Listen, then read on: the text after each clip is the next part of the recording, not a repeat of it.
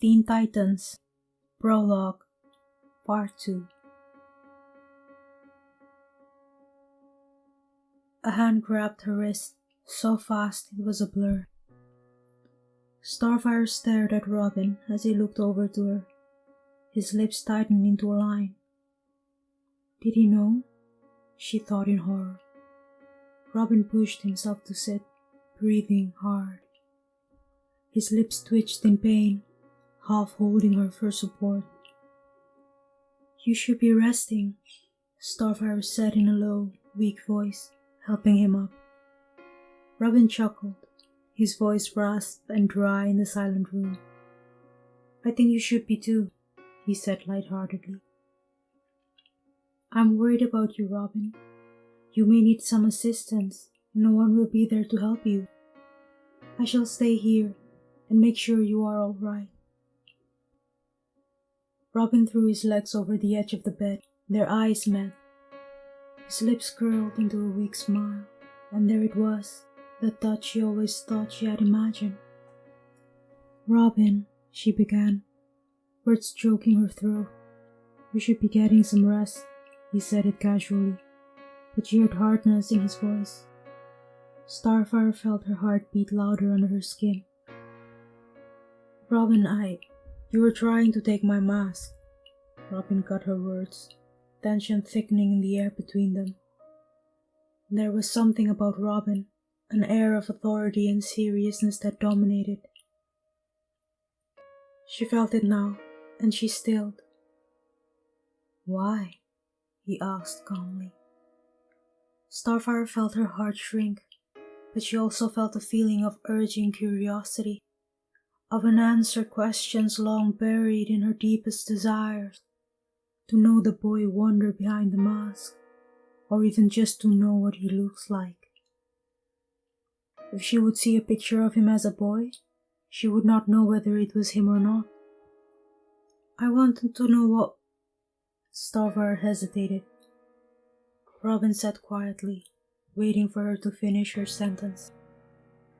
I wanted to know how you would look without the mask. There was a long pause. Starfire, why? He asked. What do you mean, why? Starfire asked in frustration.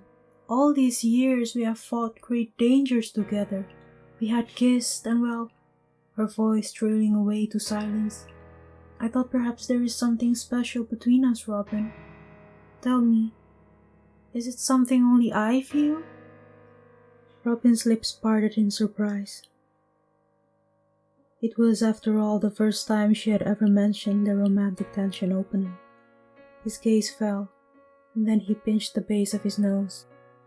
I know, he said as he met her gaze. Starfire, I feel it too, but I can't let you know who I am. It's my identity, and it's for me alone.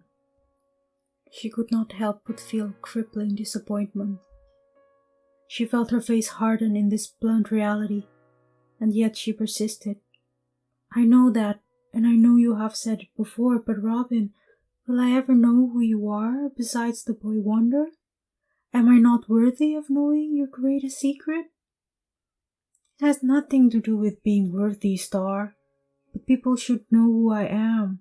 Otherwise, people I know are going to get hurt.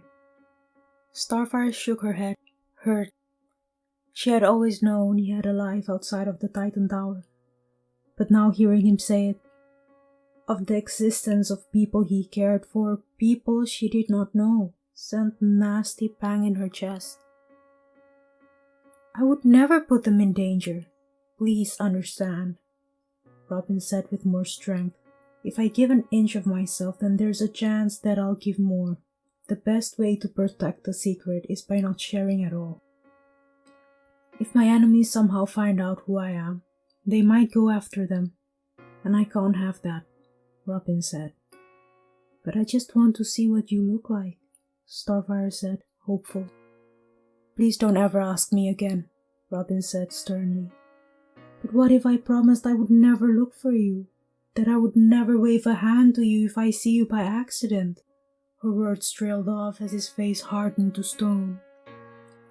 No, Starfire, You are a part of this world, and this is why I am here, Robin said, not with anger.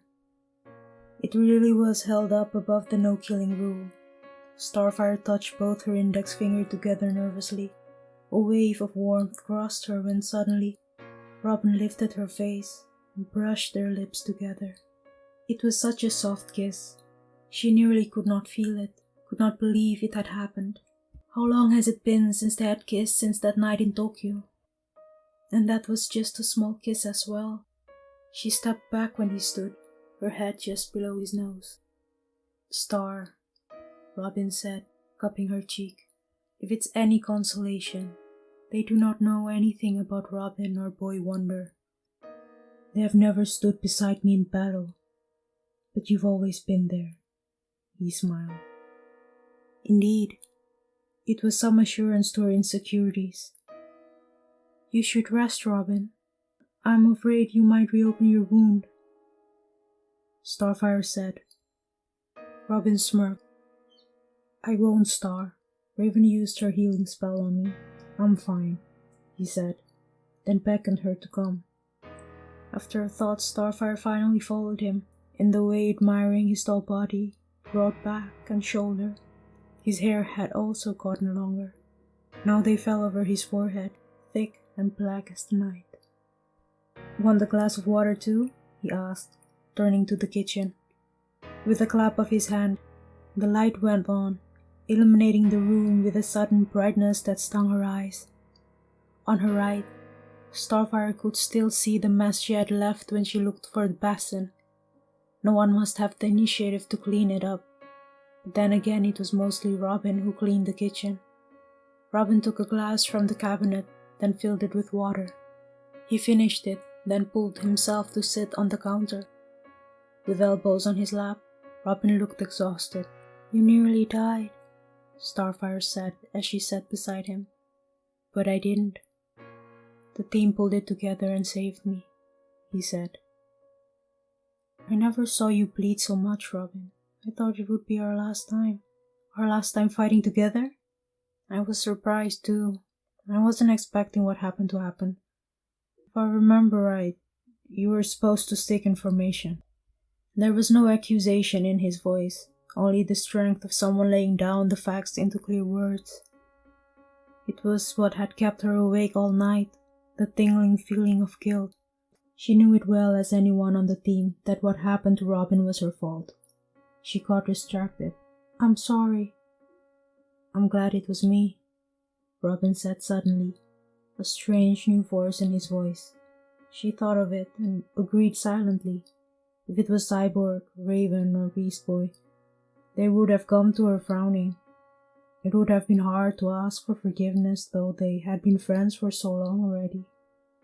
They were practically family. There was something about Robin that made her felt no matter what she did, he would always forgive her. Unconsciously, Starfire moved closer to Robin, and after a moment laid her head on his shoulder.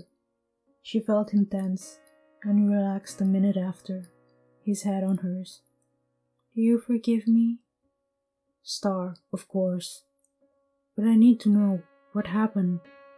Why weren't you there? The memory came again as if it had just happened. There were children, nearly crushed by ruins. I wasn't thinking, she said. Robin sat up, holding her hand, assuring her that it was all right. I knew it was something like that, he smiled. A smile that softened his face, curling on the edge of his lips, and as fast as it had come, it disappeared, his expression serious again. I need to ask you something, he announced. Anything, Robin. Can all Tamaranian people fly? He asked. Starfire looked at him quizzically. From everything.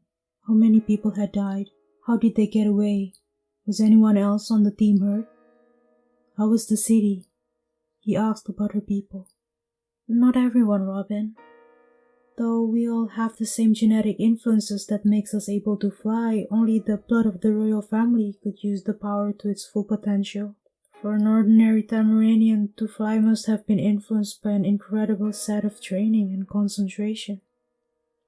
And all you need is just to believe you can? Starfire nodded. He rose to his feet, then moved to stand next to the window. He was gazing out to the city where the lights sparkled. It touched the sky like glittering claws, sending sparkles on the ocean surface.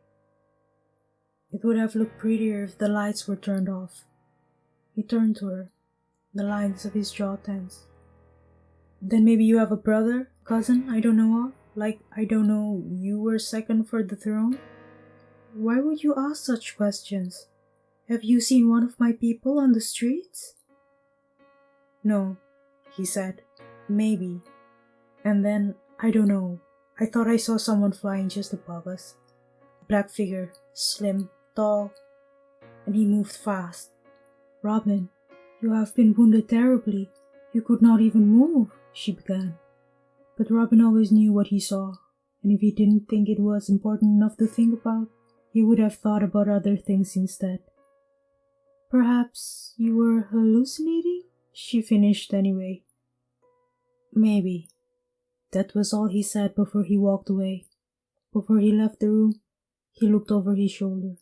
You should rest, Star. It's a busy day tomorrow. We have bad guys to track. Without waiting, he left her. She looked at the clock. It was midnight.